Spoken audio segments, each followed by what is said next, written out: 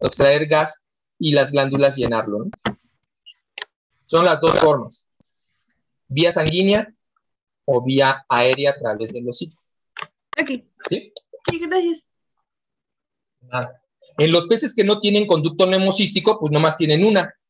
No puede pasar vía oral porque no hay conducción, entonces solamente pueden inflarla vía sanguínea. Pero recuerda que muchos de los teleosos superiores que tienen esto ya no les gusta nadar a media agua, se la pasan pegados al fondo y como no cambian de profundidad, no cambian de presión, por lo tanto el gas no se expande y no necesitan una válvula de escape. Por eso el órgano se atrofió y desapareció con la evolución. ¿Sí, Alejandra? Si está correcto, baje su manita y le damos oportunidad a Gerson. Sí, profe, gracias. ¿Puede a ver, repetirme el nombre del aparato que golpetea la vejiga natatoria? Sí, bueno, le llaman aparato de Weber. Sirve para golpetear y también aquí llegan terminaciones nerviosas y pasa hacia el cerebro y ayuda a producir sonido y a transportar pues el impulso de las vibraciones sonoras que como cámara de resonancia se generan aquí en la vejiga natatoria y es transportado ya a nivel neural para ser transformados en audición, como los huesecillos de nuestro oído vibran. Al vibrar esto que está lleno de gas es como la caja de resonancia de tu guitarra. Tú le das a las cuerdas y lo que hace que se suene más bonito y fuerte, pues es esa caja hueca, ¿no? Bueno, en una guitarra tradicional, en la eléctrica ya es una interfaz electrónica la que hace de sistema nervioso del equipo sonoro, ¿no? Pero en un tambor, lo que hace, si tú pones un cuero y le pegas, pues suena, si no suena, ¿no? Suena muy quedito, pero ya lo pones el cuero en un tambor, en una casa de resonancia, le pegas y pum, pum, pum, pum. Bueno, te das de cuenta que esto funciona con una caja de resonancia que unido al aparato de Weber lo hace vibrar, o viceversa, el de Weber lo hace vibrar con los músculos y hace soniditos. Y sus amigos peces, por ejemplo, hay un pez que se llama tamborilero y le llaman así porque hace esto, tamborilea en su vejiga natatoria para comunicarse, ¿no? Como una clave Morse. No sabemos qué significa, o sea, yo no conozco a ningún humano que haya descifrado la clave Morse, bueno, la clave de sonidos producidos en la vejiga natatoria por el pez tamborilero, pero de que se conoce que hacen estos ruidos de ultrasonido, tú no los escuchas, pero con un micrófono subacuático especial que capture ultrasonido, ondas de ultra baja frecuencia, se capturan las ondas y se sabe pues de que estos peces producen sonido y que es un sistema de comunicación entre ellos, ¿no? Entonces tal vez, no sé, 3 toques es quiero ir al baño y 4 toques es ya hice, ¿no? No sé, pero obviamente ellos se comunican y saben lo que dicen. Gracias. Hace rato una compañera me decía, entonces los peces ven o no ven, ¿no? Porque al ratito vamos a ver unos peces que no tienen ojos. Y le decía, es que los seres humanos en nuestro estúpido ego pensamos que todos vemos, oímos, sentimos como humanos y no. En las especies del mundo animal existen cosas sumamente diferentes, raras, sorprendentes y se puede ver sin ojos, se puede oír sin oídos. Es un aparato que sirve para oír, pero es diferente al nuestro. Que no tenga oído no quiere decir que sea sordo. Que no tenga ojos no quiere decir que sea ciego. Un murciélago es prácticamente un ceguetón. Los ojos le sirven para 2 cosas. Vuela de noche, pero tiene un sistema de colocalización maravilloso y su cerebro lo transforma en una visión nocturna total, que ya quisieras tú para no chocar contra la puerta del baño en la madrugada, ¿no? Un delfín está diseñado para pescar en el fondo con su trompita, anda buscando lo que más le gusta, que son crustáceos y moluscos, y al rebotar el fondo del mar o de la desembocadura del río, pues el agua se pone toda turbia y sus ojitos chiquitos no le sirven para una fregada, es medio cegatón, pero su melón que tiene aquí en la frente genera ultrasonido como un sonar, ¿no? Y detecta las ondas electromagnéticas de sus presas. Y tiene una imagen mental del ostión perfectamente ahí enterrado, del pequeño camarón ahí enterrado. Lo ve su forma, sus patas, lo ve perfectamente, sin ojos. Utiliza otro sistema. Entonces, tenemos que romper con el egocentrismo, el antropocentrismo, ¿no? Que nos evita tener la capacidad de entendimiento de que los seres vivos tienen otras estrategias adaptativas para ver, oír, sentir. ¿Alguna otra pregunta? Ya, totuaba. Vámonos al digestivo. Es muy similar al nuestro, al del resto de los vertebrados, pero un poco más simple. La verdad es que los peces, como ya dijimos, son simples y por su simplicidad son exitosos. La longitud es variable, puede ser corto o largo el conducto digestivo. Los intestinos pueden ser cortos o largos. Eso depende de su hábito y conducta alimentaria. Normalmente los peces carnívoros o depredadores tienen un tracto digestivo más corto y los herbívoros y omnívoros lo tienen más largo. Esto tiene mucho que ver con el hecho de que los peces carnívoros, su estrategia digestiva es ácido-enzimática principalmente. No quiere decir que no tengan microbiota fermentadora, sí la tienen en el intestino, pero su estómago es mucho más activo glandularmente en el endotelio, produciendo enzimas y ácidos digestivos, ácido clorhídrico y enzimas digestivas, en los carnívoros. Los herbívoros y los omnívoros, por otra parte, también producen algo de ácidos gástricos y enzimas gástricas digestivas, pero su principal estrategia digestiva es la fermentación mediante la simbiosis microbial en las asas intestinales. O sea, funcionan un poco como el ciego de un caballo, de un conejo, que son herbívoros terrestres, o el rumen de una vaca, los herbívoros. Entonces, necesitan los herbívoros más espacio para fermentar y gas y todo eso. Claro que si es en exceso, como vimos el japonés, pues tiene problemas de nado, ¿no? Pero en condición normal, pues tiene mucho espacio para hacer eso. Y el carnívoro, pues no, porque no depende de la fermentación. Entonces, él digiere con ácidos y enzimas, pasa al intestino, le da una pasadita con las bacterias y ya absorbe los nutrientes y vámonos para caca, ¿no?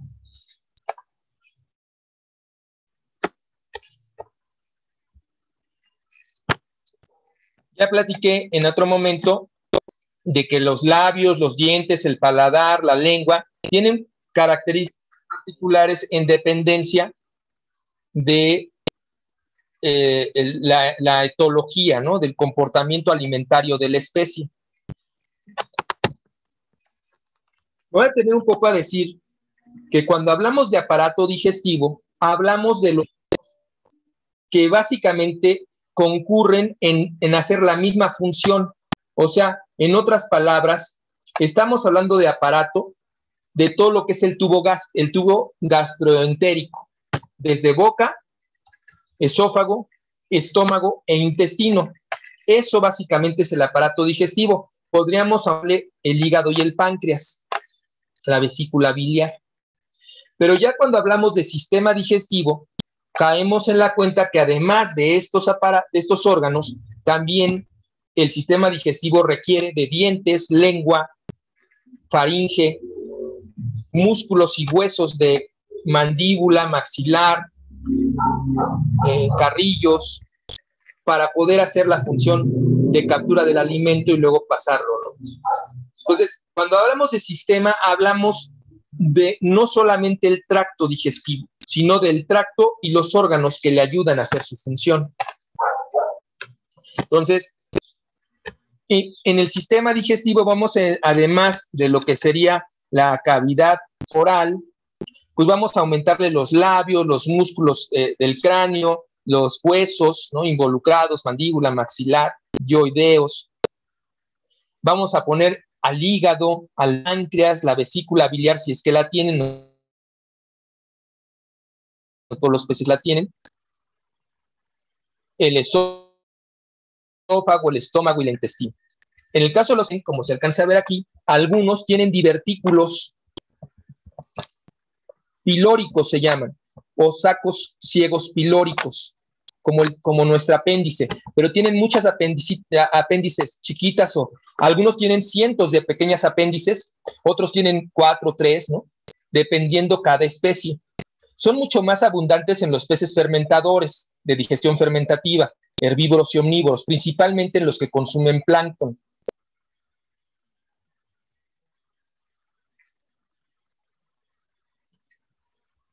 La posición, pues, es bastante craneal. Está el corazón y luego atrás está el hígado y el estómago, ¿no? Aquí vemos el hígado muy relacionado con el estómago.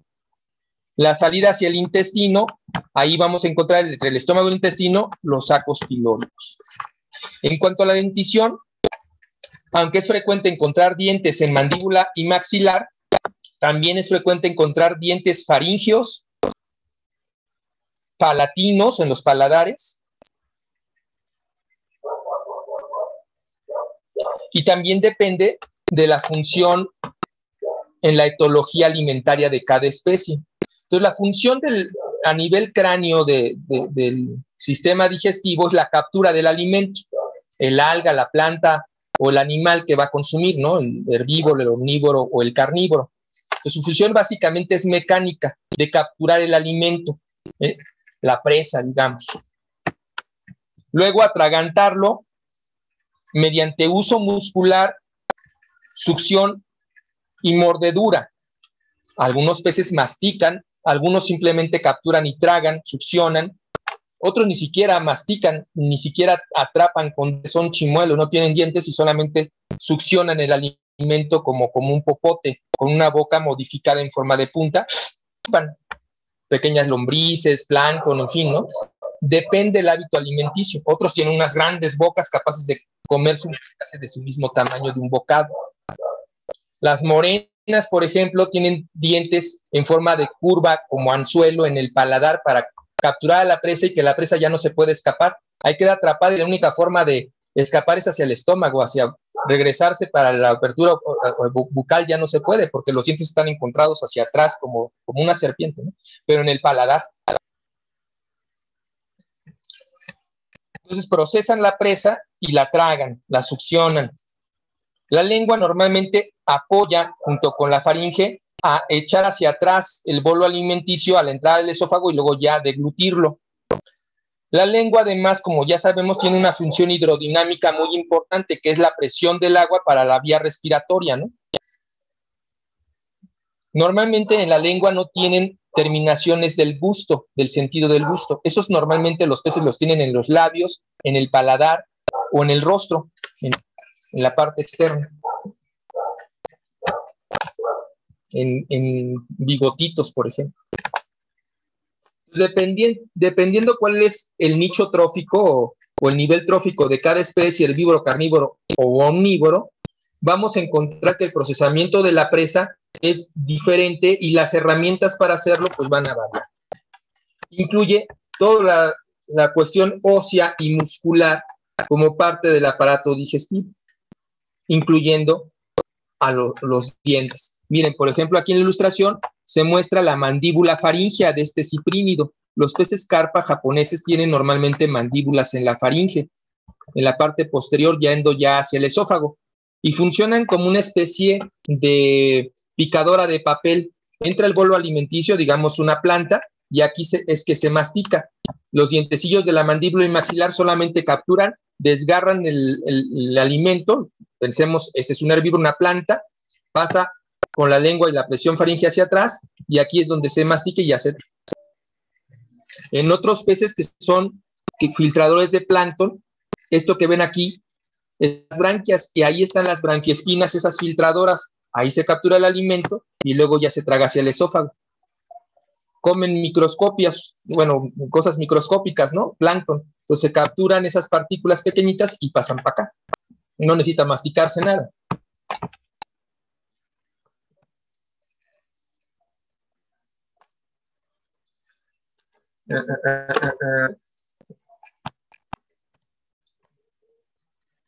Bien.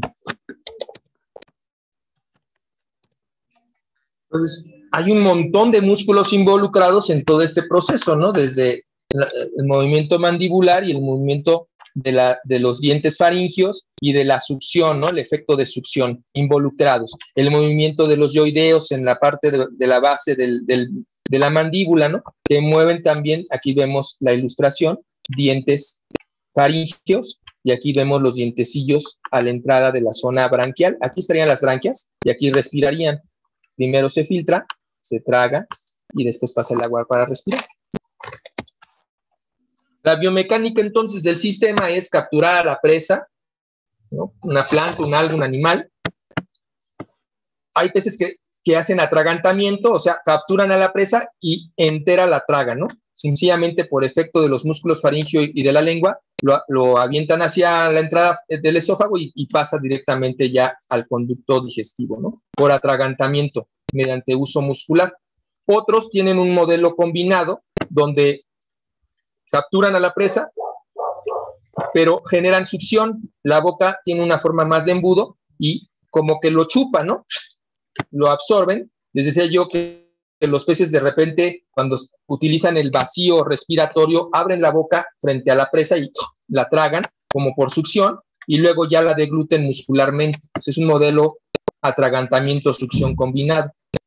Otros simplemente succionan como el pez elefante, el pez delfín, que no es un delfín, tiene una forma así como de ballenita, y viven en el fondo del río Nilo y absorben así del fondo lombrices y pequeños animales, y su boca es chiquititita, sin dientes, sin nada. Parecen que tienen popotitos en la boca y parece un piquito, parece de delfín, por eso lo de pez delfino o pez ballena, que no es tan puntiaguda la boca, pero el pez elefante tiene una trompita como de elefante, que es un detector electromagnético, detecta el electromagnetismo de la presa, del gusano enterrado en el fango, con la naricita esa escarba, y luego su boca, que es así como una boca redondita, sin dientes ni nada, nomás lo chupa y se come su gusanito, ¿no? Ese nada más hace succión. Entonces, hay diferentes biomecánicas combinadas con las herramientas dentales, musculares y óseas del cráneo del pez como parte del sistema digestivo. Esto, como entenderán, no es aparato, es sistema. Va más allá que el simple tracto. Los anatomistas suelen para su estudio dividir la cavidad bucofaringea y la cavidad visceral, los órganos del aparato digestivo de la cavidad bucofaringea y la cavidad visceral.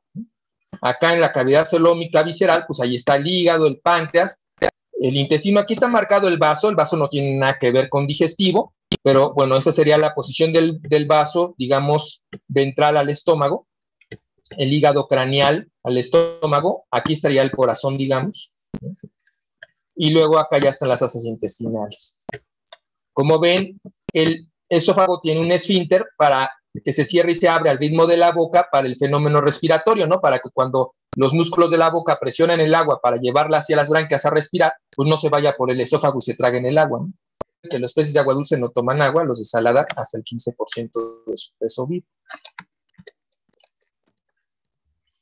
La forma de los dientes te permite entender qué come un pez. Dientes así tipo colmillo para captura, seguramente son peces piscívoros, o para abrir conchas, o para rasgar o roer plantas y algas, o estos que son como cascanueces para romper cascarones de moluscos como mejillones o almejas, ¿no? Existen un montón de variaciones en los dientes que al estudiarlos nos permiten entender qué tipo de alimento debo de ofrecer este pez en cautiverio. Si es un pez que pastorea plantas o ramonea algas, o raspa las algas pequeñitas como los plecostomos, los limpiapeceras. Tappers, que es una combinación entre raspado, ramoneo, un poquito de todo, o los que simplemente, como decía el pez elefante, succionan a su presa, ¿no? En este caso, succionadores de pequeñas algas en el fondo, ¿no? O los que filtran el plancton. Ahí va a haber fitoplancton. De hecho, yo prefiero decir que son planctófagos. Los peces que comen plancton discriminan muy poco entre zoo y fitoplancton. Se tragan parejo todo. Entre los carnívoros, los que existen comiendo solo peces, suelen tener dientes de este tipo de captura. Los peces son fáciles de que se escapen, entonces hay que tener buenas herramientas para que no se escapen, como tipo colmillo. O los que comen alimentos duros, por eso lo de durófagos, con exoesqueletos como crustáceos y moluscos, tienen este tipo de dientes cascanueces. O los que comen zooplancton, otra vez, difícilmente discriminan plancton de zooplancton, pero para ilustrar, aquí están los cepillos. Este sería el cepillo branquial donde hacen el intercambio gaseoso, y esto de enfrente serían sus branquioespinas muy desarrolladas. Esto es de una tilapia. Los peces que comen plancton suelen tener muy desarrolladas los dientecillos branquiales, las branquioespinas filtradoras. Entonces, podemos ir mucho más lejos para entender, por ejemplo, un carnívoro. Hay carnívoros que comen peces, solo peces, les llamamos piscívoros. Dentro de ellos, hay unos que solamente comen peces bebé, alevines, larvas de otros peces, les llamamos paidófagos. Paidos es pequeño, o sea, pequeños peces, paidófagos. Otros, como los peces limpiadores, que comen parásitos de otros organismos. De hecho, son muy comunes en los arrecifes de coral, donde se forman que ya empieza en el arrecife. Los investigadores, los buzos deportivos que van a los arrecifes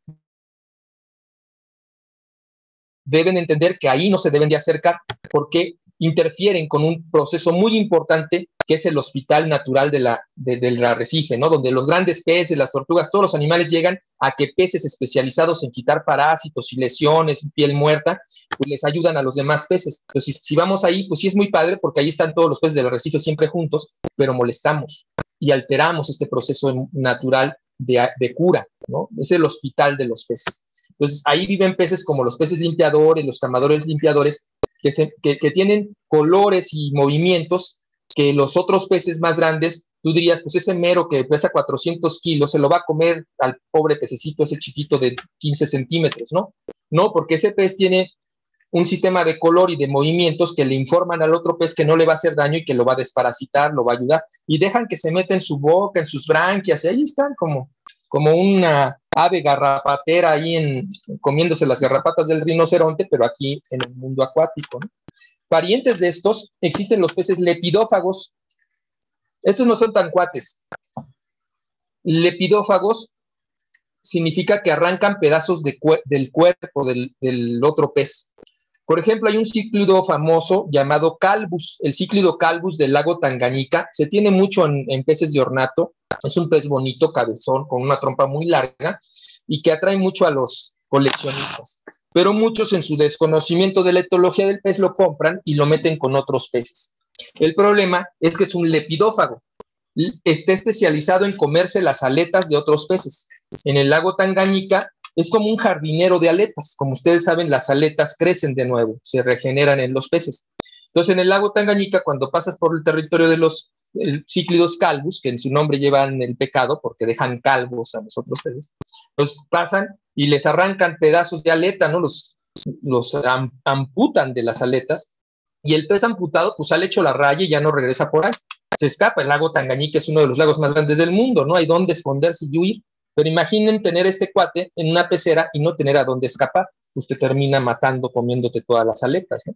Entonces los peces se debilitan y terminan, te mandan llamar, oiga, doc, pues todos mis peces están sin aletas, quién sabe qué, y tú te das cuenta que el calvus, el único que tiene sus aletitas completas, es el que mejor crece y el más gordo de la pecera. Es por eso. Hay otros que también se especializan en comer ojos. Solamente comen ojos. Son peces lepidófagos, especializados en devorar aletas, ojos, escamas, mucus, y que son muy molestos para los otros peces, ¿eh? Por ejemplo, en un caso que tuvimos hace un tiempo de unos peces mariposa, unos Heniocus marinos, en una pecera con tiburones. Los Heniocus son peces limpiadores, son de esta familia. Muy bonitos, con rayas blancas y negras hacia abajo, se parecen mucho a los ídolos moro. Si no saben de lo que les estoy hablando, googleen qué es un ídolo moro, pongan pez ídolo moro y ya les va a aparecer. Pongan pez Heniocus, así como se escribe con E, Heniocus, y les va a aparecer un pez que se parece mucho al ídolo moro, por eso también le llaman falso ídolo.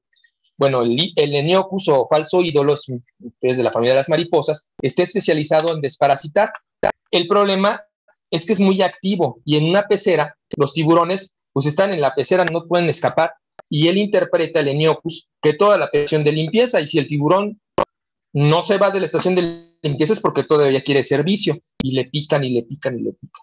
Entonces, cuando fuimos a ver los tiburones, el motivo de consulta era que tenían la trompa toda pelada, con úlceras muy importantes, se estaban muriendo, y estos pequeños tiburones eran tiburones leopardo, todo el tiempo tenían la trompa fuera del agua. La piel del pez, como ya sabemos, no puede vivir fuera del agua, está diseñada para la humedad acuática. Entonces, tener la trompa todo el tiempo, pues empezó a generar un maltrato, una resequedad y una ulceración de la trompa del tiburón, ¿no? Lo que pasaba es que el tiburón quería escaparse de la Seniocus, ¿no? Que le estaban queriendo limpiar y pues ya lo tenían hasta el colmo de estrés. Y el dueño no entendía por qué, ¿no? ¿Por qué ese pez no es un pez agresivo, es un pez desparasitado? ¿Por qué ¿por qué agrede a los tiburones? Pues el tema es que la pecera es la estación de servicio. Entonces, el problema es que no hay a dónde ir. El pez no tiene el raciocinio para decir, güey, ya lo limpié, ya déjalo en paz, ¿no? Él dice, pues si no se va es porque quiere que le siga dando limpieza, ¿no? Entendiendo todos estos conductas, hábitos, uno es que se va convirtiendo en clínico, ¿no? Los carnívoros durófagos, por ejemplo, comen animales duros. Los carcinófagos, ¿se acuerdan de carcinicultura? Es la misma raíz. Son carcinicultura, el cultivo de crustáceos, ¿no? Entonces, los que comen crustáceos se llaman carcinófagos. Malacocultura, cultivo de moluscos. Los que comen moluscos son malacófagos, ¿no? Si comen pulpos, calamares, almejas, mejillones, ostiones, elícides, ¿cómo se llaman? Caracoles, pues todos esos son malacófagos. Y también hay peces que comen insectos acuáticos. Recuerden que muchas larvas de insecto empiezan en vida acuática, como los mosquitos, y otros, como las chinches acuáticas, son toda la vida insectos de agua dulce. Y los que comen plancton, ¿no? Zooplancton incluido, que filtran por facilitación en la bomba de respiración, filtran, y otros que incluso activamente hacen pasar o bombean el alimento hacia las branquias y lo tragan, ¿no? Como el tiburón ballena que va nadando contra el plancton con la boca abierta y va filtrando este sistema. Es un sistema de RAM de filtración, el del tiburón ballena, y otros con la bomba de respiración. Aquí vemos el ejemplo de la dentición en el paladar, la dentición en mandíbula y maxilar, y la dentición en las branquioespinas para captura de plancton. Los peces pueden tener combinación de todo esto, uno solo, o no tener ninguno. Eso depende que coma, cuál es el hábito y conducta de cada especie. Aquí vemos las branquioespinas filtradoras, ¿no? Un pez planctivo. Aquí los vemos también muy, muy desarrolladas en los que comen plancton, ¿no? Nuevamente, los que comen plancton y los herbívoros tienen muchísimos sacos ciegos pilóricos. Estos son los ciegos pilóricos. Miren, en este sabalote, cientos de saquitos como tripitas que están entre el estómago y el intestino, llenos de microbiota, bacterias, levaduras, incluso algas y hongos viviendo ahí, ayudando al pez a la digestión. Son sus simbiontes digestivos, su biofilm, su microbiota normal. Algunos peces también tienen molleja. Aparte del estómago glandular, donde se libera ácido clorhídrico y enzimas digestivas, luego tienen un estómago que, vía muscular, como la molleja de las aves, presiona el bolo alimenticio para hacerlo como masa y luego ya lo pasan al intestino. Comparando entre especies, vamos a ver que en las más de 30,000 especies de peces, pues hay un montón de estrategias variadas. Entendamos, pues, que no podemos conocerlas todas, es prácticamente imposible, ¿no? Si nos vamos a dedicar a truchas, tenemos que saber perfectamente cómo es una trucha en todas sus partes, cómo es, si es carpa, pues a carpa, si es salmón, a salmón, si es atún, al atún. Hay muchas diferencias entre ellos. No podemos creer que entendiendo anatomía de un pez ya entendimos la de todos. No, eso no sucede. Son bien diferentes.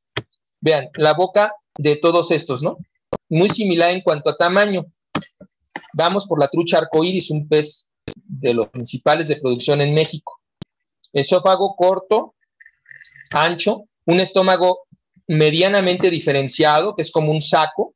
Sale el píloro hacia los sacos pilóricos y luego un intestino muy corto. Esta es una especie carnívora, totalmente carnívora. El bagre, una especie carnívora oportunista, de repente come algo de plantas. En ella, muy similar arriba, pero el estómago ya está bastante diferenciado, tiene curvatura mayor, curvatura menor, tiene cardias y píloro bien distinguibles. O sea, ya se parece mucho más a nuestro estómago. Un intestino de mediana dimensión. No es un carnívoro estricto como la trucha. En el caso de las carpas, que son herbívoras oportunistas, o sea, tienden un poco al omnivorismo. En ellas vamos a encontrar los dientes faringios. Los dientecillos mandibulares y maxilares son pequeñitos y prácticamente sirven para captar a la presa, pero donde mastican es en la faringe. Vean cómo acá no existen esos dientes. No comen alimentos fibrosos. Ellas sí necesitan masticar. Tienen muy desarrollada vesícula biliar.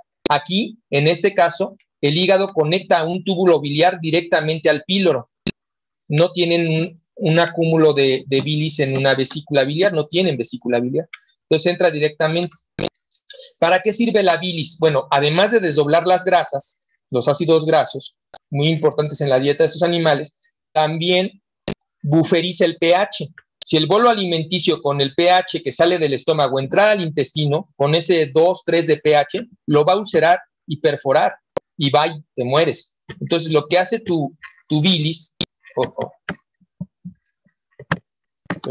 lo que hace tu bilis básicamente es buferizar para que cuando llega acá a un pH de 6, 5, 7, pues ya pueda seguir el proceso digestivo con la microbiota de los píloros, ¿no?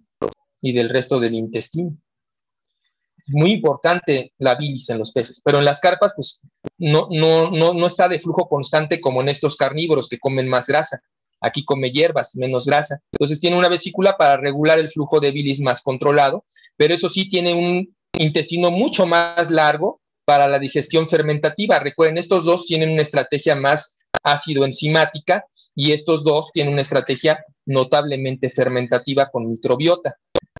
Este es un sabalote, un pez de agua salada que come plancton. Tiene los órganos epibranquiales o las branquioespinas filtradoras de las branquias, donde se captura el alimento, en este caso plancton, como filtro, se traga al esófago. El estómago también muy poco diferenciado. Vean, el estómago de la carpa no lo dije, pero prácticamente no existe. Sí, el endotelio tiene algo de glándulas, ¿no?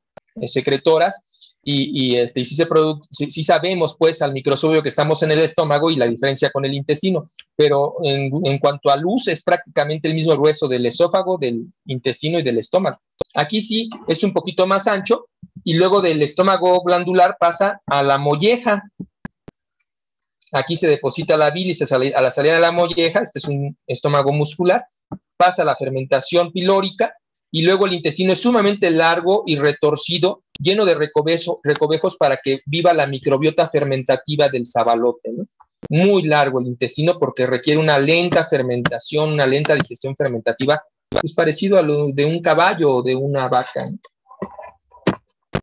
En una anguila carnívora, vean cómo se parece mucho el tracto al de una carpa carnívora, pero este no tiene sacos pilóricos. El salmón, que es primo de la trucha, perdón, aquí me refería a la trucha, ¿no? El salmón, que es primo de la trucha, tiene sus sacos pilóricos, el intestino corto, pero el estómago lo tiene bastante más desarrollado que la trucha, más parecido al del bagre. Aquí, esta es la trucha, este es el bagre, este es el salmón. Los blenios y gobios, que son estos peces que viven en el fondo, que son pequeñitos peces como de 5 o 10 centímetros, muy conocidos en acuarismo por sus llamativos colores. Si no los conocen, tecleen ahorita en el Google gobio mandarín, por ejemplo, y van a ver qué bonito es un gobio mandarín, ideal para estar con peces lentos como los caballitos. Bueno, ellos viven todo el tiempo en el fondo, son de hábitos bentónicos, ¿no? Caminan en el fondo, son muy bonitos y muy coloridos. Y vean, ellos, igual que la carpa, parecería que no tienen nada que ver con una carpa, y efectivamente, genéticamente no tienen nada que ver con una carpa, pero se parece al tracto digestivo de la carpa, con vesícula biliar bien formada, con un estómago poco diferenciado. Las mulas, que son peces marinos también que comen plancton, parecido al sabalote, otra vez vemos un estómago poco diferenciado, un estómago muscular, los sacos pilóricos y un intestino muy largo y tortuoso fermentado. Y así podríamos seguirnos con 30,000 especies, ¿no? Nunca acabaríamos. ¿Qué comen? De eso depende las estructuras anatómicas y funcionales, ¿no? La fisiología y la anatomía digestiva en ellos. A veces en las granjas tenemos que determinar qué vamos a dar de comer en el acuarismo. Muchos animales no se acostumbran a los alimentos secos y hay que cultivar en cautiverio alimento vivo. Una rama de la acuacultura es la algicultura, el cultivo de algas, ¿no? Entonces, cultivamos fitoplancton, como estas algas verdes, o zooplancton, ¿no? Como estos copépodos y rotíferos, náuplios de pequeños crustáceos, sifonóforos acuáticos de vida libre. Todos estos son alimentos vivos, sobre todo para el caso de los pequeños peces bebés. Aquí vemos un pequeño alevín de Huauchinango comiéndose su copépodo. Todo esto es toda una rama de la acuacultura, el cultivo de organismos vivos para alimentar a otras especies en acuacultura, ¿no? El cultivo de plancton, fitoplancton y zooplancton. Pero también podemos darle comer alimentos concentrados. Hay animales que se adaptan a ello, depende de su grado de domesticación. Aquí, como ya dijimos, se recomiendan alimentos estruvados, o sea, producidos a alta presión y temperatura. Al mismo tiempo que se genera la molienda y la formación del peletizado, se cocina y sale endurecido de tal forma que al contacto con el agua no se desbarata ni desperdicia. Desperdicio es igual a pérdida económica, a putrefacción del agua por el alimento no consumido que mata a los peces. Entonces necesitamos alimento que se lo coman, no que se quede en el estanque. Uno de los grandes errores de los principiantes es exceso de alimentación. Alimentan el estanque o la pecera, no a los peces, y los alimentan con alimentos incorrectos. El tamaño de la partícula debe de ser del tamaño del ojo del pez a alimentar. Los bebés que son ojitos chiquitos, polvo. Estos pellets, bueno, estos estruvados peletizados que tengo en la mano, pues básicamente ya son para un reproductor de carpa o de trucha, ¿no? Peces que, pues como pueden ver, su ojo ya está bastante más grande, como de media uña, ya es para un pie de cría. Y se fabrican con diferentes granulometrías, ¿no? Desde polvito hasta estos grandototes. Obviamente con el balanceo nutricional requerido. No es lo mismo alimentar un carnívoro, un omnívoro o un herbívoro. Un filtrador que un cazador como la trucha. Un filtrador como la tilapia. Entonces, cada alimento tiene que estar pensado para el agua, para la especie a la que voy a alimentar y su hábito y conducta, y para estimular el consumo, ¿no? Alimentos que flotan, que caen lentamente con movimientos tipo insecto acuático, o que caen rápidamente al fondo. Si es un pez de hábito bentónico, o de superficie, o de media agua. ¿Dónde come? Lo vimos cuando vimos la posición de la boca, ¿se acuerdan? Entonces, cuando estudio el sistema digestivo, cuando hablamos de teleosis tan diverso, tan especializado en todos los casos, que es bastante complicado, ¿no? Es prácticamente todo inacabado. Nadie. Yo tengo 40 años dedicándome a esto y te puedo asegurar que no me sé todo. Es prácticamente imposible, ¿no? Cada especie, cada ambiente, cada factor ambiente, la relación presa-depredador, todo lo tienes que conocer. La etología de los animales, la anatomía, su fisiología digestiva, para producir el alimento adecuado, para ofrecimiento adecuado, en la forma y en los tiempos. Si come de día, si es hábitos nocturnos. Muchos peces dejan de comer en el invierno y estivan. Es tonto dar de comer en el invierno cuando sé que mi pez debe de dejar de comer en el invierno, permitirle la estiva. Y esos peces en primavera, verano, tragan, pero que parecen dinosaurios. Entonces tengo que entender que el consumo es estacional, igual que muchos otros factores en los organismos ectotérmicos, ¿no? Dar de comer en un día frío, aquí, metabólicamente está en basales, nomás lo voy a desperdiciar, no se lo van a comer, va a terminar podrido y voy a matar a mis peces. Esos pequeños detalles es lo que hacen tener éxito o no en la acuacultura. Finalmente, recordar que la vejiga natatoria, ya lo había dicho, también la glándula tiroides y el timo derivan embrionariamente de las mismas células que el aparato digestivo, pero estos no tienen que ver con la digestión. Recuerden, timo es hematopoyético en peces, también es productora de glandular, igual que la tiroides, son glándulas, y la vejiga natatoria que vimos, pues eso sirve para principalmente flotabilidad. ¿Alguna pregunta sobre digestivo?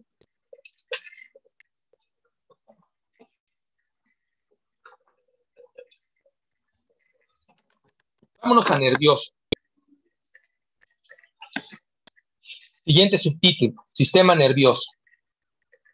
Los peces básicamente tienen, igual que nosotros, un sistema nervioso central, cerebro, columna vertebral, donde está la médula. Tienen un sistema nervioso periférico, tienen simpático y parasimpático, ¿no?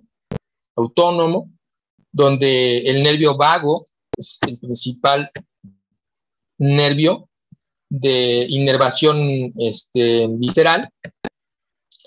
A nivel cerebral, normalmente vamos a encontrar 10 pares de nervios craneales, aunque hay especies en las cuales se ha descrito hasta 14, 12, 10. Lo más común es 10 pares de nervios craneales que controlan todas las funciones motoras, voluntarias e involuntarias, así como los órganos de los sentidos de los peces.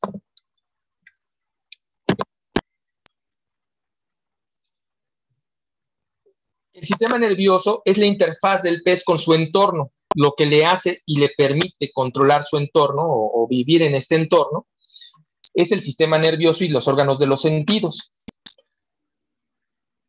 Es el procesador de lo que captura con los sentidos. Los peces tienen todos los sentidos que tenemos nosotros. Tienen vista, algunos muy desarrollada, otros prácticamente ciegos. Tienen gusto, tienen olfato, tienen oído, como ya lo habíamos mencionado, tienen tacto y más. Hay quien habla del sexto sentido de los peces. Este es la línea lateral sensorial media, así se le llama, línea lateral sensorial media, o línea lateral, ¿no? Comúnmente así en acuacultura. Línea lateral sensorial media sería el nombre completo correcto. Y como aquí lo dice, es un órgano de los sentidos formado por pequeños poros que recorren el cuerpo del pez a lo largo de la cabeza a la cola. Son estos poritos que aquí están señalados en el dibujo. Pueden ser de manera continua o discontinua, o sea, empezar aquí, se corta y continúa más ventral y continúa hacia atrás, o viceversa. Pero todos los peces los tienen a ambos lados. Detecta cambios de presión, temperatura, el acercamiento de otro pez, ondas de choque en el agua, detecta cambios de presión. Puede sentir como, es muy sensitivo. De hecho, cuando se manipulan peces hay que evitar tocar esos poros porque los aturde. Están conectados directamente al sistema nervioso central, entonces los aturde mucho. Hay que evitar lastimarlos. Si voy a tomar una biopsia, un raspado cutáneo, eviten hacerlo sobre la zona de las líneas de poros sensoriales. Eviten presionar sobre de ellos. Eviten golpear las peceras porque se generan ondas de choque en el agua que golpean los laterales de los peces justo allí. Detectan esos cambios de presión, esos golpes, lo detectan todo allí. Si son golpes continuos y muy fuertes en un acuario de venta, imaginen que al final del día ese pobre pez es como si hubiera tenido 50 rounds con el canelo, ¿no? Termina medio muerto al final del día. Es muy estresante. Eso es lo que se considera un sexto órgano de sentidos y detecta cuestiones de tacto, de presión, de temperatura, corriente. En algunos peces, por ejemplo, durante el cortejo, los peces se rozan lado a lado del cuerpo para estimular los órganos sensoriales y generar estímulos internos que maduran las gónadas para el fenómeno reproductivo. Se besan o mordisquean suavemente sobre ellos para estimular a la hembra en el cortejo. En otros casos, en la pelea, se dan golpes de agua o coletazos, incluso mordidas sobre ello entre machos para combatir por territorio o por hembras. Vamos.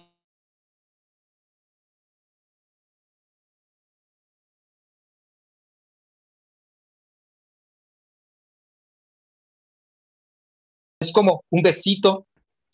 Además, sentido del tacto. Normalmente alrededor del hocico, del rostro, puede ser arriba y abajo. En los peces de fondo, de aguas turbias, están muy desarrollados. Pueden ser barbillas muy largas, sensitivas. En ellas, además del tacto, pueden estar localizados sensores de sabor y aroma. O sea, ahí también en las barbillas puede estar el órgano del olfato y el gusto. en los labios, en la frente, en las narinas o orificios nasales. Recuerden, no son de fines respiratorios. Ahí pueden haber sensores olfativos, en el rostro, en el paladar. También en el paladar y en el rostro, sensores de sabor, del sentido del gusto. Algunos peces, como los guramis, tienen pequeñas aletas modificadas, estimulan y tocan a sus congéneres.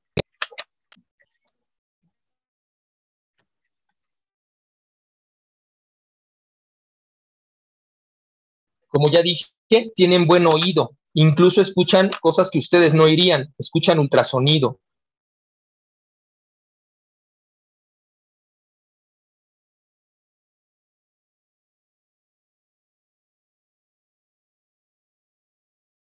O al rozar, hay peces llamados roncadores que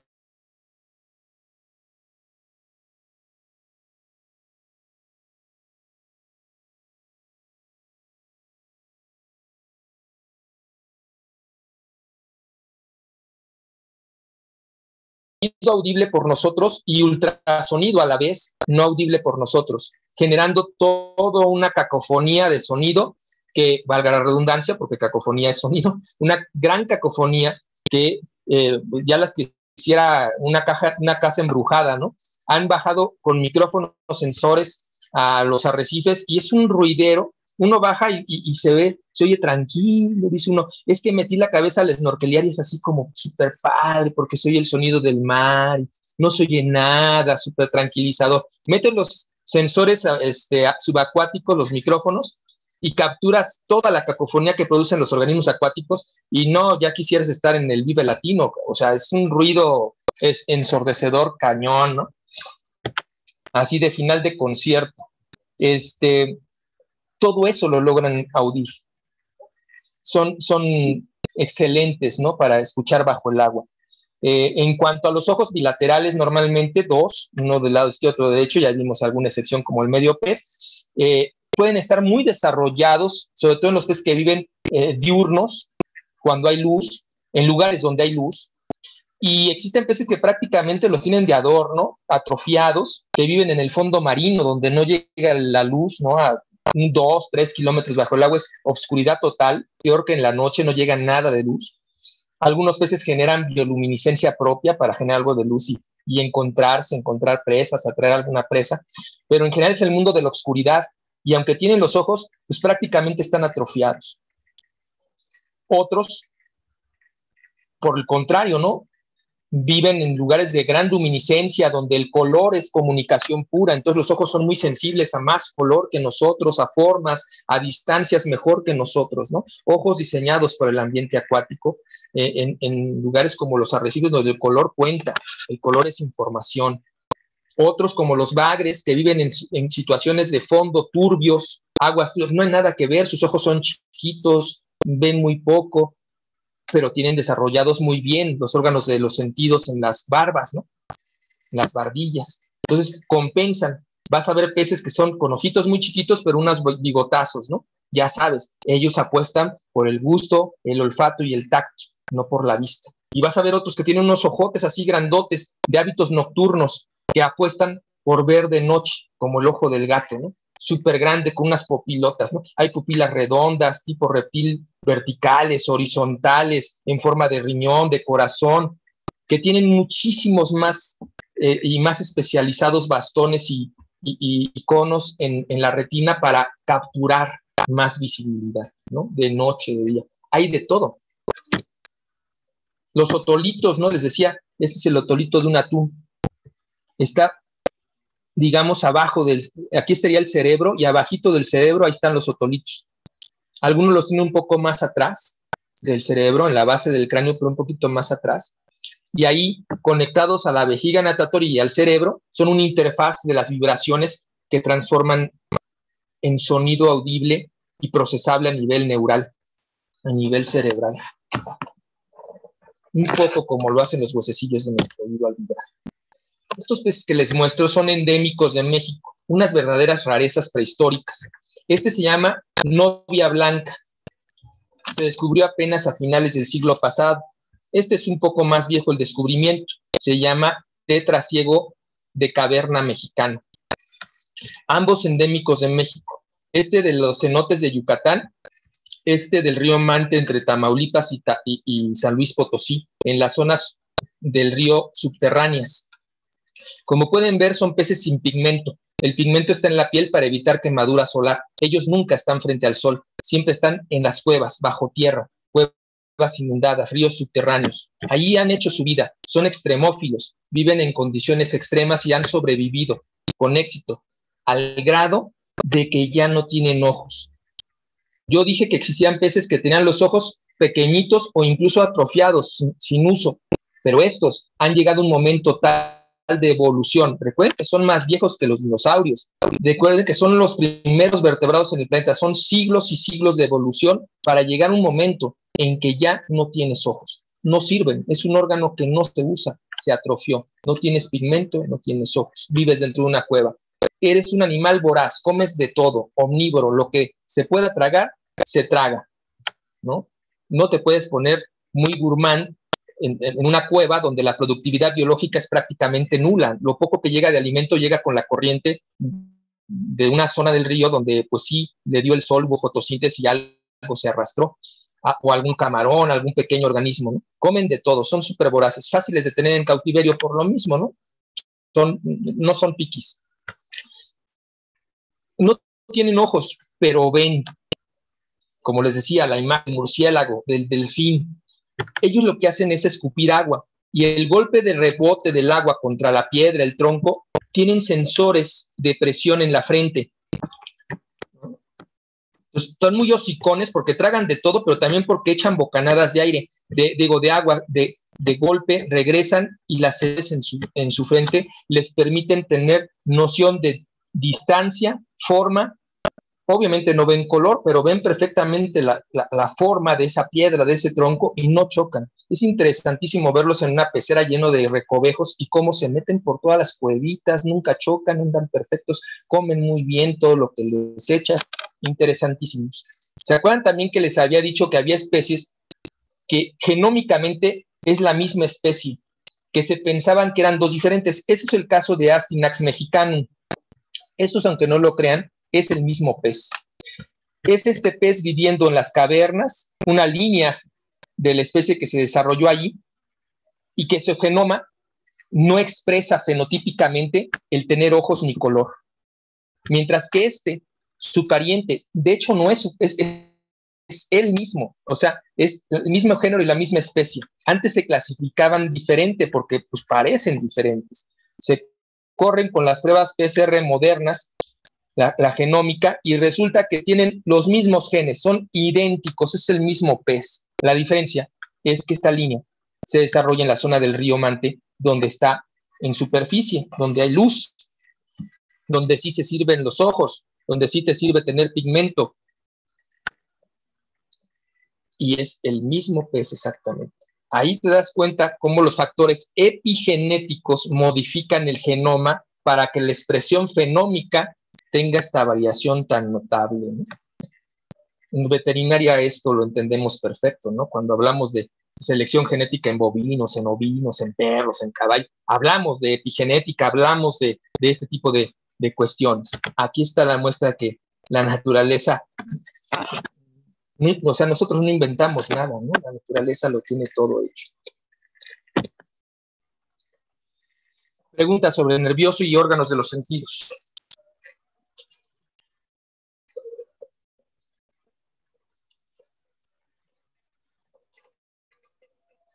Vámonos con reproductor, entonces. Sistema reproductivo. Aquí también es una cuestión interesantísima, ¿no? Los peces tienen estrategias muy diferentes, muy variadas, prácticamente todo lo tienen.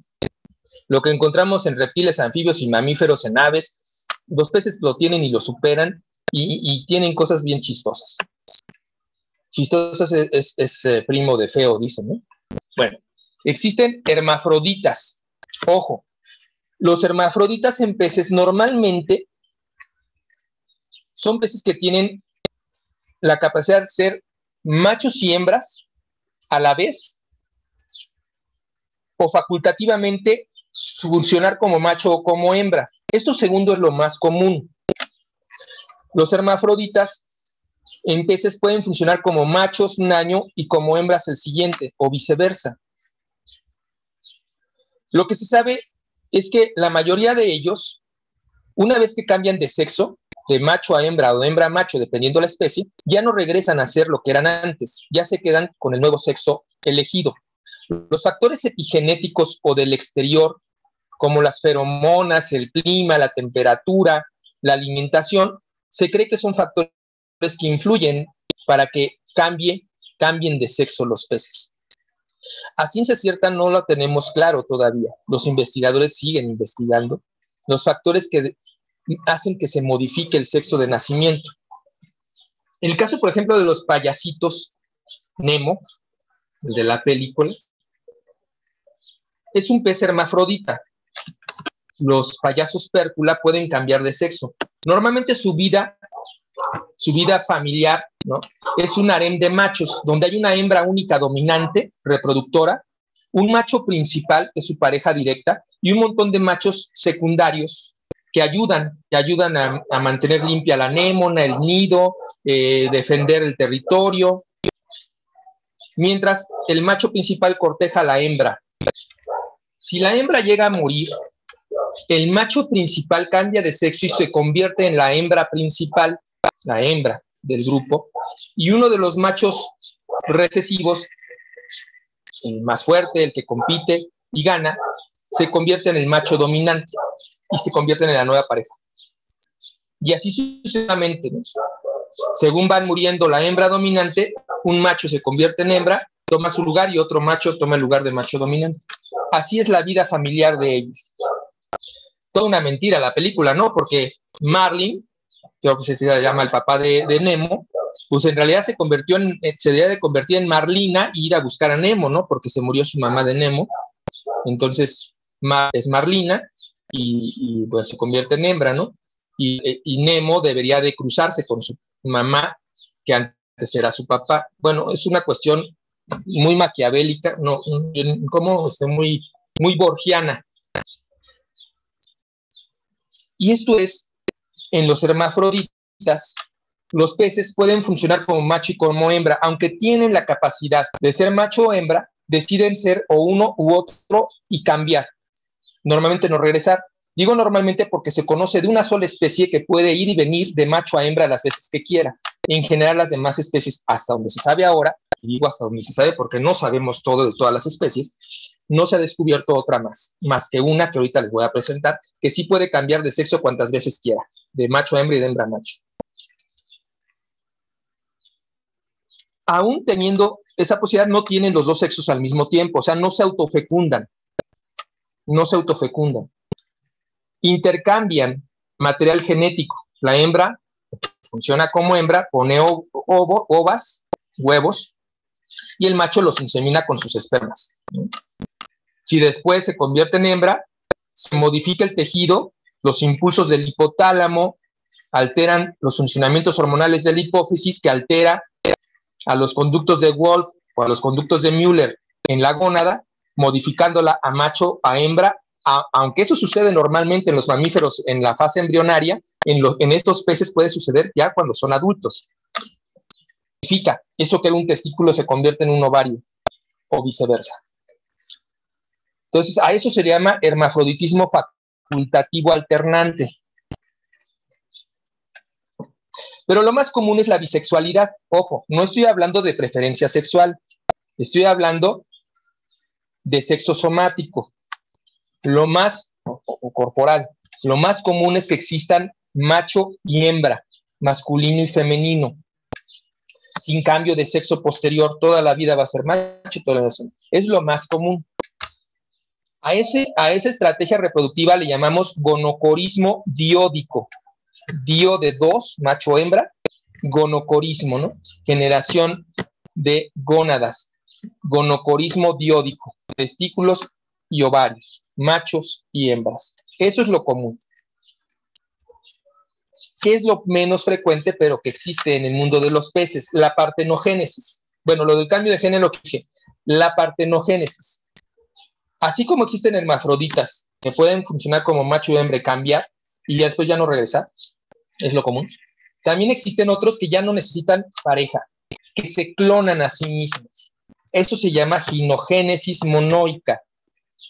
Mono, uno, ginogénesis, un solo antecesor. No necesitas una pareja. Entonces, este organismo, que sería difícil clasificarlo como ella o él, ¿sabe? Porque no hay contraparte, o sea, hablar de masculino y femenino es el yin y el yang, o sea, son dos contrapuestos que se complementan. En este caso no hay complemento porque se clonan por ginogénesis.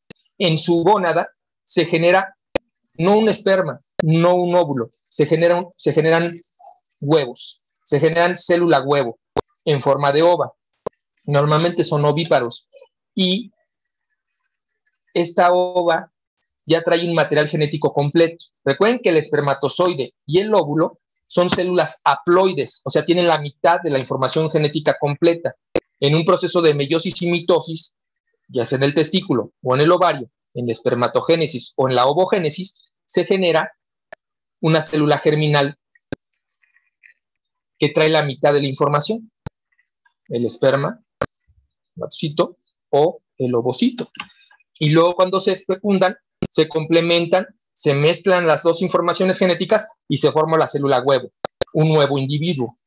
En estos partenogénicos, no hay macho, no hay hembra. Hay un individuo que clona de sus gónadas sus propios genes y produce células diploides, con toda la información completa. Y lo que nace es un clon de sí mismo, o de sí mismo, o ve tú como le quieran llamar, ¿no? Si pensaban que eso del vocabulario incluyente es una locura, no habían conocido a los peces.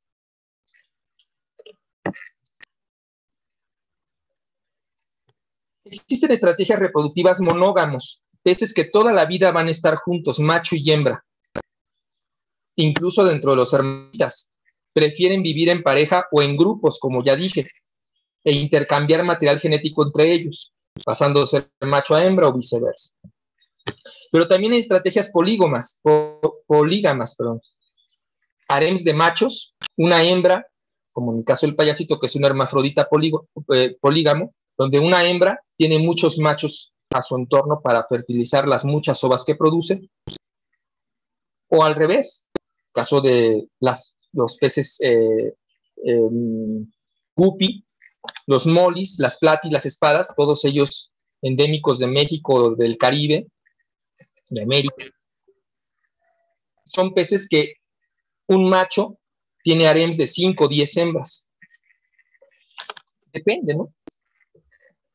En general, los peces que tienen harems de hembras es porque las hembras producen pocas ovas y muchas veces son incubadoras internas, o sea, mantienen las ovas en su cuerpo y ahí las incuban.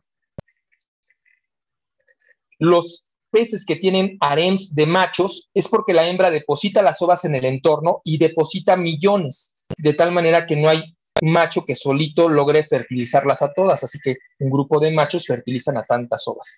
Hay las dos estrategias. O hay verdaderas orgías reproductivas como la del atún, donde muchísimos atunes, hembras y machos, se juntan en su migración en medio del océano y liberan millones de espermas y ovas al agua y se convierten en parte del zooplancton marino.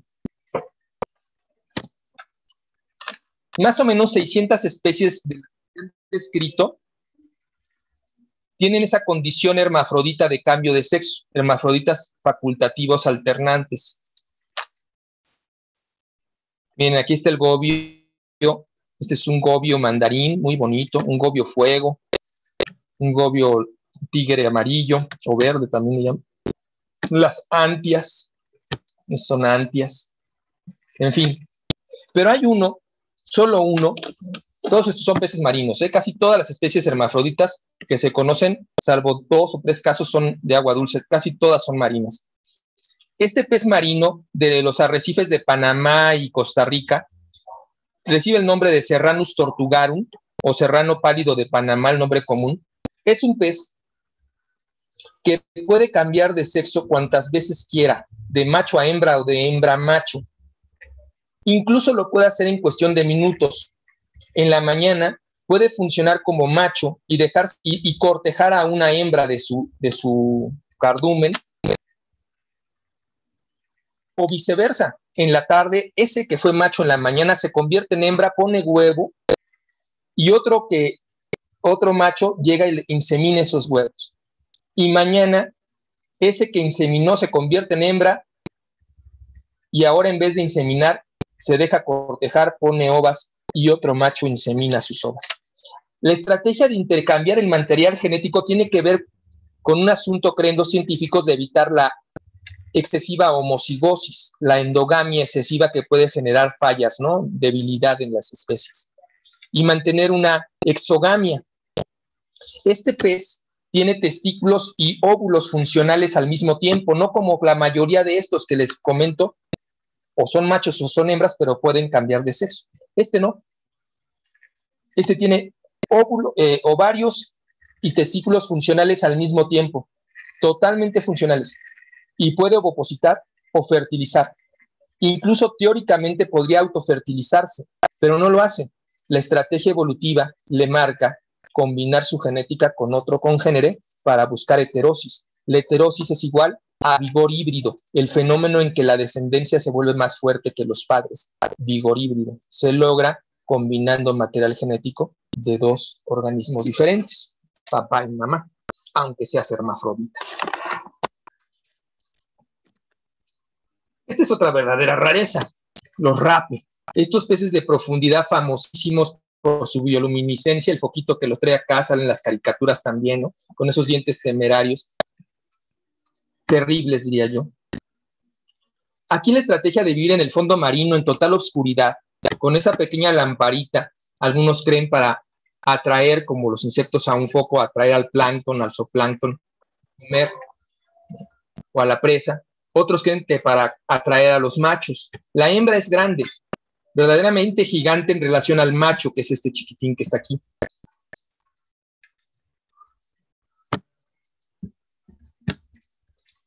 El macho, una vez que encuentra a la hembra y encontrar una hembra en el fondo marino es enorme y en total oscuridad a kilómetros bajo el mar, son animales de hábitos halal, o sea, viven en el fondo, en el abismo marino, cero luz. Encontrar novio es difícil, encontrar novia, muy difícil. Entonces la novia anda por ahí vagando, y cuando un macho es atraído por la feromona, ¿no? El olfato, encuentra una hembra, tal vez por el foquito, la bioluminiscencia, se sabe que esta es producida por una reacción química, se acumula energía ATPs, que después por una reacción química parece ser que estimulada, las investigaciones están avanzando, pero muchos creen que es un hecho, que es una simbiosis con unos grupos bacterianos que generan la reacción química de la licencia. Bueno, se atrae al macho. Cuando el macho encuentra a la hembra, la muerde, normalmente cerca de la cloaca, aunque como pueden ver aquí, este macho la mordió en el dorso, y aquí hay dos machos mordiendo. Puede ser más de un solo macho. Muerden y ya no sueltan más. La hembra empieza a incluir el cuerpo del macho, a fusionar su sistema circulatorio y nervioso al de ella, y es como un implante. Se implanta su gónada masculina, sus gónadas masculinas se las implanta y ahí las traen ya cargando de por vida. De tal manera que se está inseminando con su implante gonadal en la época reproductiva. Ovula y esto está ya conectado a sí misma y se fertiliza. El macho ya no tiene voluntad propia, ya es una carnosidad agregada al cuerpo de la hembra. Estos, por ejemplo, endémicos de México, por cierto, son lo que llamamos damiselas, ¿no? La acapulquiensis, obviamente es de la zona de Acapulco, ¿no? Chromis, nigricans, ¿no? Todas estas tienen una estrategia muy curiosa. Los machos son muy territoriales y dominantes, pero más o menos un 15% de los machos que nacen en el cardumen viven en colonias en el arrecife, en arrecifes rocosos. donde los machos tienen colonias de hembras. El macho dominante visita a las hembras, fabrica nidos. Una vez que conquista a la hembra con desplantes sexuales y generando y construyendo un pequeño nido, limpiando piedritas, la hembra se deja seducir y ya se queda a vivir en esa casita. Ese macho va y limpia otra zona y seduce a otra hembra y tiene su harem de hembras y las visita cada una en su casita. O sea, este es de los que tienen la catedral y las capillitas, o muchas capillitas. Entonces ahí anda visitándolas. Pero algunos machos, los machos normalmente son así, grandes, corpulentos, con una mancha blanca y un cuerpo negro, y las hembras son así. En esta especie, así es el macho y así es la hembra. Algunos machos, alrededor del 15%, 20%, se ha medido por los científicos, parecen hembras. Se mantienen como machos fértiles activos, pero se comportan como hembra. Se dejan seducir por el macho, o sea, actúan como hembra, se acercan al nido del macho, lo hacen creer a él que es una hembra, él hace el baile de cortejo, vibra, abre sus aletas, le enseña su cuerpo, ¿no?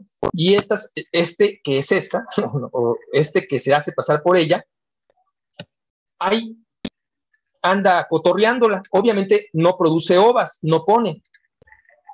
Entonces, el macho lo corteja, al ver que no pone nada, se va a visitar otra de las capillitas, la corteja, y en lo que está ocupado cortejando a la otra capillita, este muy listo va y corteja a las otras novias y le ponen el cuerno. De tal manera que para evitar pelear contra el macho dominante, que es mucho más grande y poderoso, se hace pasar con un vestido de hembra para cortejar a las novias de y así mantener su supervivencia genética en el ecosistema. Realmente, si ustedes creen que conocen rarezas reproductivas, los peces tienen mucho que contar. Los bacalauos, por ejemplo, que liberan millones de espermatozoides y ovas a la corriente, y como ellos, muchísimos peces marinos pelágicos. El atún, millones. Su estrategia no es cuidar a las crías, no es hacer un nido, no es cortejar a las hembras, es unirse en grandes cardúmenes de miles de peces y al mismo tiempo, a la entrada de la primavera-verano, rociar por todo el océano millones de ovas y esperma, esperando que en el plancton se encuentren y se fertilicen. Cuando vayan al mar y se traguen un traguito de agua, pues probablemente se estén tragando algunos de estos productos gaméticos, ¿no? Entonces, las estrategias son desde liberar en el medio ambiente libres, pelágicos, a las ovas, o tener cortejos y copulación en pareja o en cardúmenes,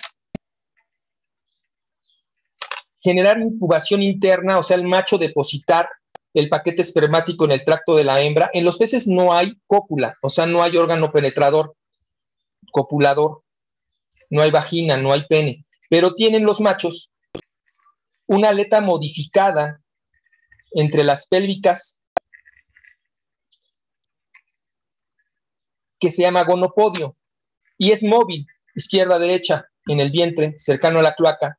Ahí culmina el orificio genital masculino de esta especie de peces que son de incubación interna. Digo, de fertilización interna. Se pone lado a lado a la hembra después de bailes rituales y de estímulos en los laterales del pez. La hembra se deja convencer y el macho, con su gonopodio, ¿no?, con su órgano copulador, deposita en la entrada de la cloaca, en el orificio genital femenino, un paquete espermático. Algunas de estas hembras, dentro del tracto reproductor bajo, tienen bolsas espermatógenas donde guardan ese esperma.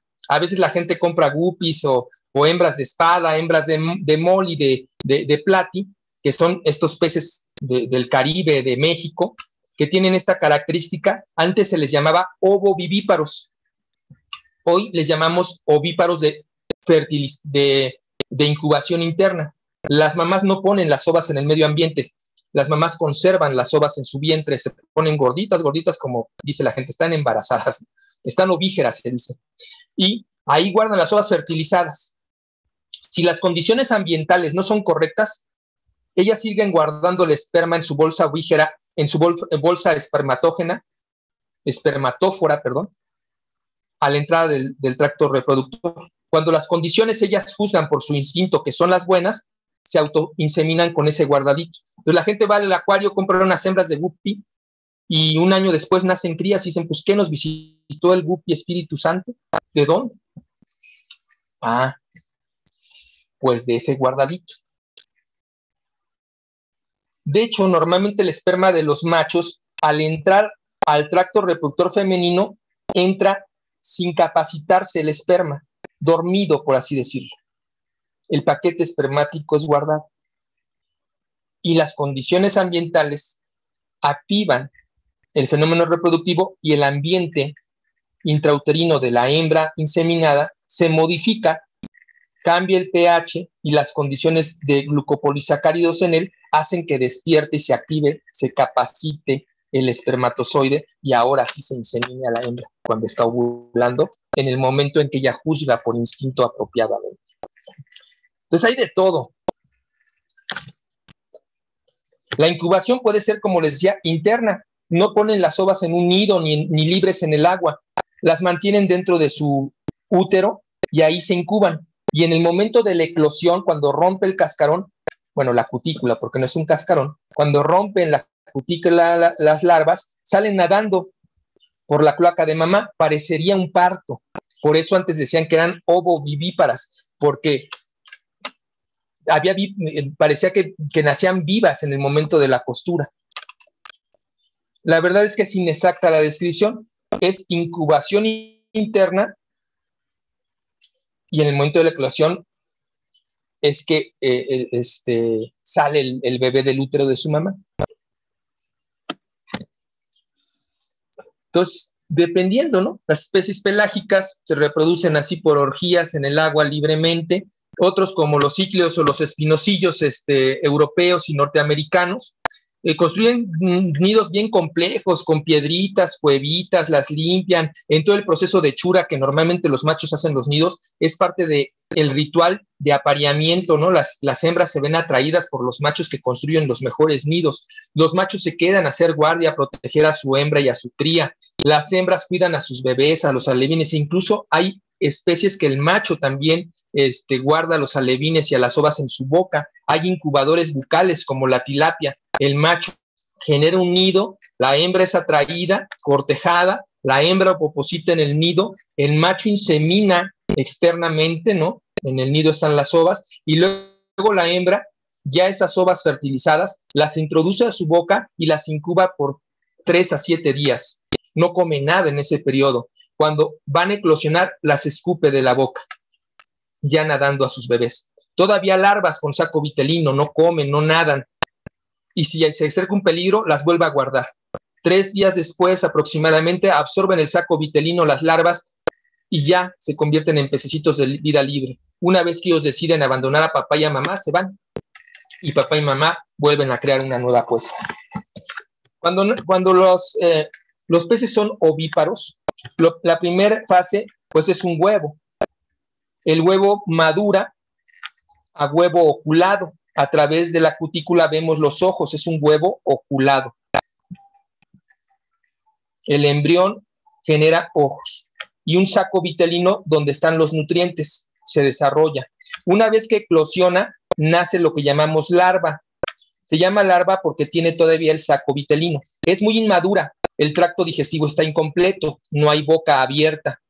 En cuestión de 3 a 7 días, dependiendo la especie, se complementan todos los órganos internos, hígado, corazón, pulmón, se complementan y el tracto digestivo se abre la boca. El saco vitelino para ese momento ya se desapareció y el animal empieza ávidamente a comer para crecer y sobrevivir. En ese momento pasa de larva a alevín. Un alevín, cuando crece y rebasa el largo de una falange de nuestro dedo, se convertirá en dedín o dedino, del tamaño de una falange de dedo, dedín.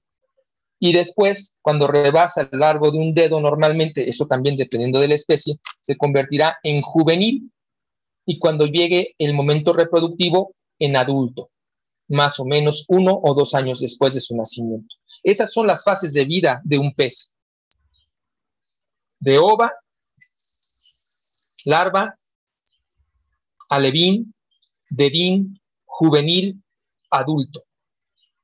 En el estadio de ova pasa de ova verde, se le llama, ova oculada, ova embrionaria, y pasa después de la eclosión la larva.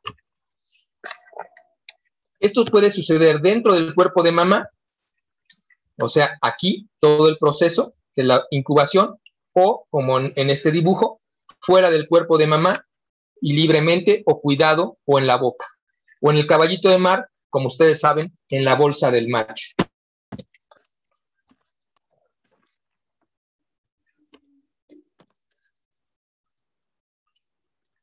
Estos son únicos, se llaman mezclapiques. Los mezclapiques son endémicos de México y es el único pez conocido, descrito actualmente, pez óseo, pez de esqueleto mineralizado, es el único pez óseo conocido actualmente que es vivíparo verdadero, no ovovivíparo, como antes se le llamaba a los guppies, a las platis, a las molis, a las espadas, no, a los quilis, no. Los mezclapiques son vivíparos verdaderos y es el único pez que se conoce que es así. Dentro del útero de mamá, mamá no produce ovas, no incuba dentro de su cuerpo ovas, no pone ovas en el medio ambiente. Dentro de su cuerpo, de su útero, los embriones nadan libremente en el útero. Se van formando, están flotando, cuando se convierten en larvas nadan dentro del útero y van consumiendo los líquidos nutritivos llamado leche uterina que produce el endometrio. Una vez que están listos, por acción de oxitocina, igualito a cuando se pone un huevo una gallina o pare una vaca, se libera una ondanada de una hormona llamada oxitocina que promueve las contracciones uterinas. La relaxina no existe, no hay como tal cervix, pues no, pero la oxitocina sí, y se contraen los músculos uterinos y aquí sí hay un parto. Este es un pez que pare, no ovoposita. No es incubador interno, no es ovíparo, es vivíparo real y es el único pez óseo conocido actualmente. Bueno, son todos estos, es toda una familia. La familia se llama Godaidae, Godeidos, con G de gato, G-O-D-E-I-D-O-S,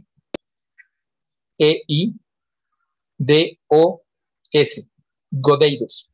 Los Godeidos es la familia Godeidae, es toda endémica de México, como ven en el mapa. Perdón que se ve un poco opaca el póster, no pude conseguir uno mejor. Toda esta parte de aquí es la parte donde existe, único, solo en México. Esto sería una larva, todavía aquí vemos su saco vitelino, es una larva de Lugianus guttatus, del Huauchinango lunajero, del Pacífico mexicano, una larva nacida en cautiverio, y así estaría ya a los 7 días de nacido, ya es un alevín. Como ven, aquí se ve el saco vitelino, pero no hay contenido celómico, no hay celoma, nacen súper inmaduros, de hecho no hay boca, está cerrada. Ya para este momento ya vemos que el celoma ya se formó, los órganos internos se acaban de formar y aquí está la boca. En este momento es un alevín y empieza a querer comer, ya funciona como tal. Aquí está la cloaca, su celoma y ya se ve su contenido, ¿no? Cuando nacen no se les da de comer porque ellos traen su reserva energética en el saco vitelino o vitelo. Cuando lo absorben, ese es el momento de dar de comer, no antes. Aquí vemos la fase de larva. Estos son meros, también creados en cautiverio. Y aquí ya absorbió el saco vitelino. Este ya es una larva. Ya una larva de 2 días. Aquí ya es un alevín. Aquí ya tiene 4 o 5 días. Y aquí tiene una semana de nacido. Este alevín de mero, ¿no?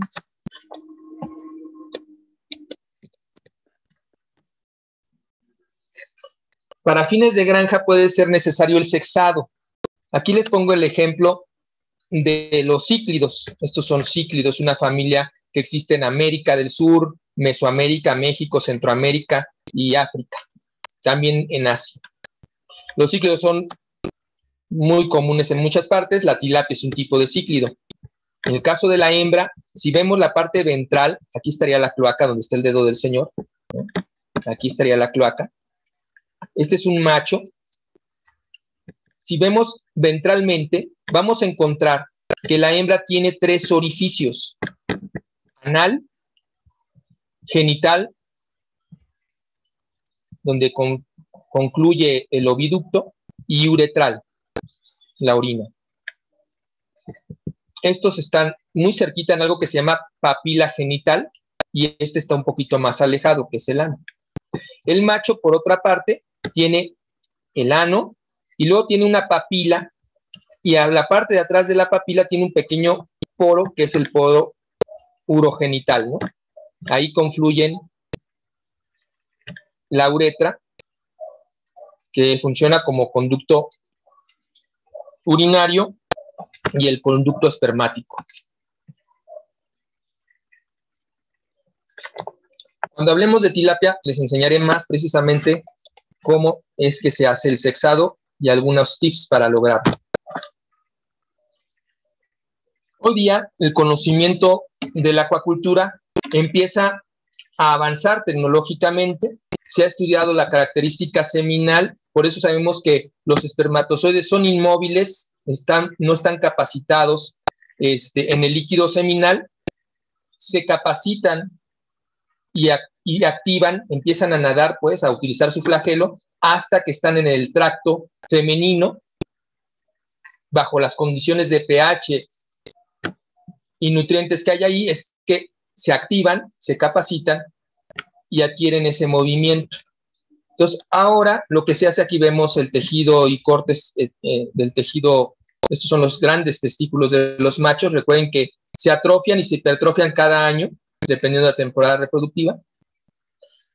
Se obtienen, se congelan, y luego se están haciendo proyectos para hacer inseminación in vitro con semen congelado. Actualmente se hace inseminación in vitro con semen fresco. Se saca el macho y la hembra, se les da masaje ventral, se obtienen las ovas y los espermas, se hace la fertilización in vitro y luego se llevan a incubadoras y ahí nacen los peces, ¿no? Eso se hace, es una técnica en muchas especies muy conocida. Ahorita lo que se está avanzando es en los sistemas de congelación espermática, para después, mediante descongelación, se preserva el nitrógeno líquido, como se hace con los espermas de animales terrestres, ser utilizado para inseminación in vitro, y así podríamos, por ejemplo, comprar semen de Australia y con menores problemas sanitarios y de transportes económicos, traerlos hasta México o de Europa, donde fuera, ¿no? Sería muy fácil, como lo hacemos hoy con las pajillas de inseminación de bovinos, por ejemplo, ¿no? De caballos. Todo eso está avanzando muchísimo. La estimulación reproductiva, que tiene que ver con el aparato, con el sistema endocrino, perdón. Los peces, dependiendo de la especie, se han reportado diferentes órganos endocrinos o glándulas. Hasta 17 tipos diferentes de órganos y glándulas o tejidos endocrinos se conocen, desde la hipófisis o epífisis, que ya dijimos es básica en relación con el hipotálamo, la hipófisis, para el control reproductivo gonadal, en eso que llamamos el eje hipotalámico hipofisiario gonadal. Se conocen los sacos vacuolosos, el timo y la tiroides, glándulas semibranquiales, glándulas subesofágicas, glándulas suprapericárdicas. En algunas especies, el endotelio esofágico, el estómago y la urófisis también producen hormonas. El riñón, en su parte craneal, además de ser hematopoyético, produce hormonas como la adrenalina, el cortisol. El páncreas, ¿no? La insulina, el glucagón. Los corpúsculos de Stanium, que están en la base del cerebro, y obviamente las gónadas, testículos y ovarios. De muchas de estas se conocen las sustancias, pero se desconoce cómo funcionan. se desconoce todavía cuáles son los órganos blanco en donde hacen su función y regulan algo en el metabolismo o en la reproducción. Para fines prácticos, lo que más se usa hoy día son los extractos de hipófisis. Puede ser macerada, donada por otro pez, normalmente carpa, donde se obtiene la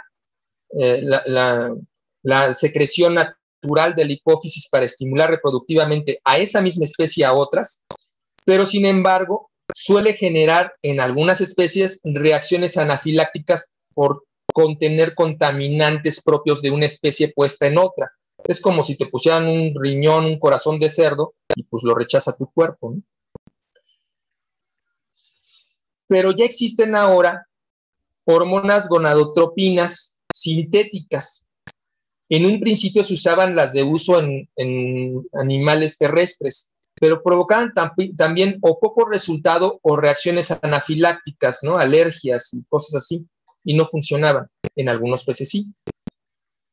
Actualmente ya existen marcas de GNRH de origen pez purificadas o sintéticas que están dando excelentes resultados en la estimulación, control del ciclo reproductivo en peces.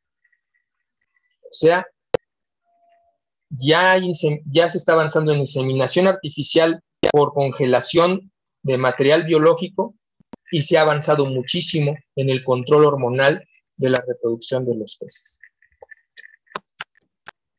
Aquí vemos la inyección atrás de la aleta pectoral, pero también se puede hacer, como les decía yo, en el dorso, al lado de la aleta dorsal. Bueno, para terminar, también los peces tienen estrategias de supervivencia. Esta diapositiva que la tomé en el Imbursa, en el acuario, nos habla de cómo los peces pueden presentar diferentes armas, desde dientes poderosos o mandíbulas poderosas con dientes temibles, puyas con o sin veneno, ¿no? Como las de las rayas o los peces escorpión, que pueden o no tener veneno, pero también pueden dejar proteínas extrañas que generan lesiones dolorosas, de difícil cicatrización y de fácil infección. Otros simplemente se esconden, generando camuflaje o mimetismo, pareciéndose a otra especie que sí en verdad es venenosa o peligrosa. Entonces, desde los temibles tiburones que no son lo que cuentan, la verdad es que no, rarísimo un ataque de tiburón, y realmente cuando sucede es por imprudencia humana, que se mete en el territorio, ¿no? Yo no soportaría que alguien entrara ahorita a mi casa y me quisiera aquí. No, me pongo loco, me defiendo. Los peces escorpión, que sí son venenosos, este es un escorpión volitans, de estos que son invasores de las costas mexicanas, una especie invasora, que tienen veneno. Aquí están las dorsales, todo esto es su aleta dorsal, parece una planta marina, su caudal, la ventral, aquí vemos las pélvicas y unas grandes pectorales, ¿no? Muy bonito, voltans, y este es venenoso en sus primeras púas de las aletas dorsales. No mortal, no conozco más que 2 o 3 casos mortales en la historia de los envenenamientos registrados, y tiene que ver más bien con un mal manejo o gente altamente sensible, pero normalmente pues es doloroso, fiebres y inflamación, muy doloroso, 7, 15 días fatales de dolor, pero no te mueres.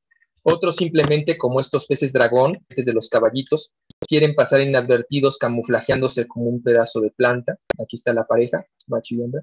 Se parecen mucho, los caballitos son muy simpáticos, australianos, endémicos de los arrecifes de Australia. De hecho, son, junto con los canguros, es el animal nacional de Australia. O otros se defienden formando grandes cardúmenes, como estas sardinas, formando estas gran masas de sebo, apostando porque el depredador se va a confundir y no va a poder atrapar a todas, ¿no? Entonces se comportan como un individuo único, donde está dispuesto a perder alguna pierna, algún brazo, con tal de que el resto sobreviva para generar la supervivencia de la especie. Recuerden que supervivir y sobrevivir son conceptos, ¿no?, que hay que manejar. Otros forman cuevas o refugios. Este jawfish o pez mandíbulas es mi amigo allí en La Paz, Baja California, en la playa, cerca de la playa de Balandra. viven ahí en una colonia, hay muchos, y cuando te acercas a sus cuevas, sacan su boca y la abren así enorme, como una gran mandíbula, parece carpa enorme, para aparentar ser súper violentos y agresivos. En realidad es un gobioide pequeñito de 15, 20 centímetros. No te hace nada, pero él quiere aparentar ser súper agresivo. Otros, como esta anguila eléctrica sudamericana, que puede descargar tanta corriente eléctrica como para matar un caballo real. Viven en charcas, en el Orinoco, en la Amazonia, y vas caminando y pues, si te equivocas y la pisas, puede responder con una descarga eléctrica mortal, ¿no? Amigos míos jugábamos a tocarlas en el acuario, a ver quién aguantaba la descarga. Obviamente animales pequeños, llegan a crecer más de 2 metros, ya un animal de 2 metros y mata un caballo, ¿no? Pero esos animales pequeños de 30, 40 centímetros, pues sí te aventaban por lo menos 1 metro o 2 de la pecera el impacto y quedabas un poco noqueado unos segundos. Son feas. Esta es la cabeza, el cuerpo de una anguila eléctrica. Muchas formas de defensa. La próxima clase veremos tiburones, condrioiques, rayas, tiburones, mantas y quimeras. ¿Tienen alguna duda sobre lo que hemos visto de peces óseos? Fenómenos reproductivos, estrategias de supervivencia. No, doctor. Muy bien. Lean, por favor, ahí está su manual, no lo dejen para luego. Recuerden, también ya están las guías para el proyecto que se entrega regresando de vacaciones de Semana Santa, para que vayan trabajándolo. Cualquier duda por Messenger, cualquier asesoría, adelanto. Tienen que escoger la especie, su equipo y el lugar geográfico adecuado para la especie que están planeando. Yo les sugiero una granja de medio ciclo, o cría o engorda, para que no sea demasiado. No se están pidiendo costos, se está pidiendo estudio técnico y estudio de mercado.